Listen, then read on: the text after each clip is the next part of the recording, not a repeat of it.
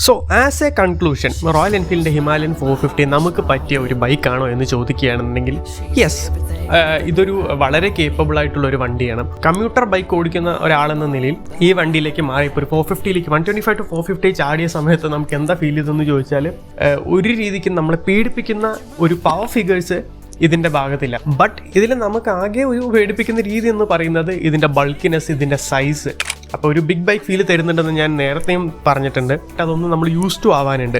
ഒരു day to day use ബൈക്കിനേക്കാൾ ഉപരി ഒരു വീക്കെൻഡ് റൈഡറായിട്ടാണ് ഈ വണ്ടിക്ക് നല്ലൊരു സ്പേസ് ഞാൻ കാണുന്നത്. ബേസിക്കലി ജോലി ചെയ്യുന്ന ആൾക്കാർക്കാണെങ്കിലും നാട്ടിലേക്ക് തിരിച്ചു പോകാൻ, അല്ലെങ്കിൽ ഈ സൺഡേ മോർണിംഗ് റൈഡ്സോ, അല്ലെങ്കിൽ ചുമ്മാ നമ്മൾ ഈവനിങ് ഒക്കെ റൈഡ് പോകുന്ന സമയത്തൊക്കെ യൂസ് ചെയ്യാൻ പറ്റിയ ഒരു എന്താ പറയുക, ഒരു റിലാക്സ്ഡ് ആയിട്ടുള്ള ഒരു അറ്റ്മോസ്ഫിയറിൽ ഓടിക്കാൻ പറ്റിയ ഒരു വണ്ടിയായിട്ടാണ് പേഴ്സണലി എനിക്ക് ഫീൽ ചെയ്തത്. Priced at ₹3.9 lakh.